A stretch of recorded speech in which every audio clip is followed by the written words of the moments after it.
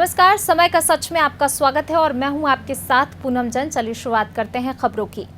किसान स्वराज संगठन ने किसान विरोधी कृषि कानून के विरोध में केंद्र सरकार का पुतला फूंका। मामला श्योपुर जिले की बड़ौदा तहसील का है, जहां पर किसान विरोधी कृषि कानून के विरोध में दिल्ली में आंदोलन करने के लिए कूच कर रहे पंजाब हरियाणा के किसानों पर सरकार के द्वारा बर्बरता पूर्वक किए गए बल प्रयोग के विरोध में आज किसान स्वराज संगठन के बैनर तले संगठन के अध्यक्ष राधेश्याम मुंडला के नेतृत्व में बड़ौदा तहसील के ललितपुरा चौराहे पर क्षेत्र के युवा किसानों के साथ विरोध प्रदर्शन करके केंद्र सरकार का पुतला फूंका गया। इस दौरान युवाओं ने केंद्र सरकार के विरोध में जमकर नारे लगाए और न्यूनतम समर्थन मूल्य को कानून बनाने की मांग की और कहा कि हम केंद्र सरकार की किसान विरोधी नीतियों के बारे में अवगत कराने के लिए हम गांव-गांव जाकर किसानों को जागृत करेंगे और आवश्यकता पड़ी तो जिला मुख्यालय पर भी बड़ा आंदोलन करेंगे। Ramswaroop Gurjar, bureau report, Sheopur. गुरु गोविंद सिंह का ऐसे गुरु गोविंद सिंह के वंशजों की आवाज को दबाने का कार्य, किसानों की आवाज को दबाने का कार्य किसानों से बात करने की बजाय एक केंद्र सरकार कर रही है। ये कानून किसान विरोधी है। अगर ये कानून बना दिया है इस अहंकारी सरकार ने सत्ता के मद में चूर होकर, ये कानून आगे चलकर किसानों को तबाह कर देंगे, क्योंकि इसमें ऐसे कई प्रावधान है जिससे कृषि और किसान बर्बाद हो जाएंगे। आप लोग किस विषय को लेकर कर रहे हैं?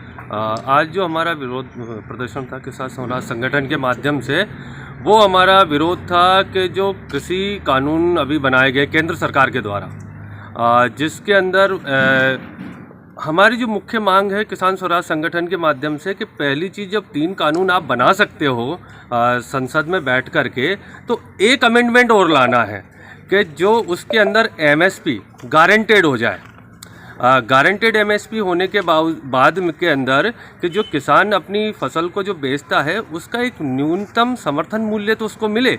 आज की स्थिति वर्तमान में ये स्थितियां हो रही है, समर्थन मूल्य तो छोड़िए, जो उसकी उपज की कीमत है वो तक मंडियों में नहीं मिल पा रही है। पहला मुद्दा ये था।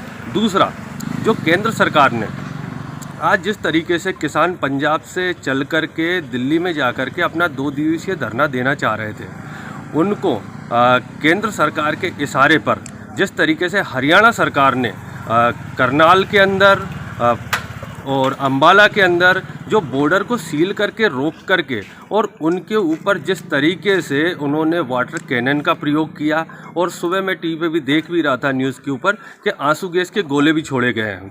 ये किसानों के साथ में है ही नहीं है सरकार।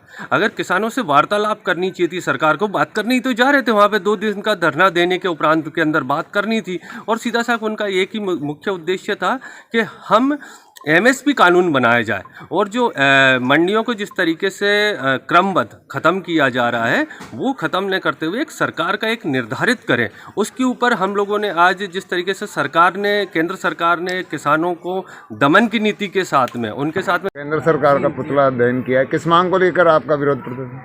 केंद्र सरकार ने किसान विरोधी कृषि कानून पारित किए गए हैं जो पूर्णतः किसान विरोधी है।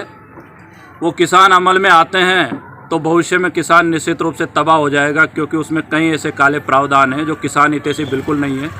उन काले कानूनों का विरोध देश भर में हो रहा है, विशेषकर पंजाब और हरियाणा में, लेकिन सरकार सत्ता के मद में किसानों की बात सुनने के लिए बिल्कुल तैयार नहीं है। पूरे देश में पंजाब और हरियाणा के किसान विशेष रूप से आक्रोशित है, लेकिन किसानों की आवाज़ को दबाने के लिए हरियाणा सरकार और केंद्र सरकार ने विशेष बल का प्रयोग करते हुए किसानों के ऊपर इस भरी सर्दी में वाटर कैनन की बौछार की गई, अश्रु गैस के गोले छोड़े गए, लाठियां भाजी गई, और किसानों को रोकने के लिए क्रेन के माध्यम से बड़े बड़े पत्थर, बोल्डर और कटीले तार सड़क पर डालकर एक प्रकार से किसानों की आवाज़ को दबाने का कार्य कर रही है। उसके विरोध में हमने पंजाब और हरियाणा के किसानों के समर्थन में और केंद्र सरकार के विरोध में यहाँ श्योपुर जिले की बड़ौदा तहसील के ललितपुरा ग्राम में यहाँ पर केंद्र सरकार का पुतला दहन किया है और अपना विरोध का प्रदर्शन किया है। आपने जिला मुख्यालय को छोड़ा, तहसील मुख्यालय को छोड़कर यही जगह क्यों चुनी? जिला मुख्यालय में हम निरंतर धरना प्रदर्शन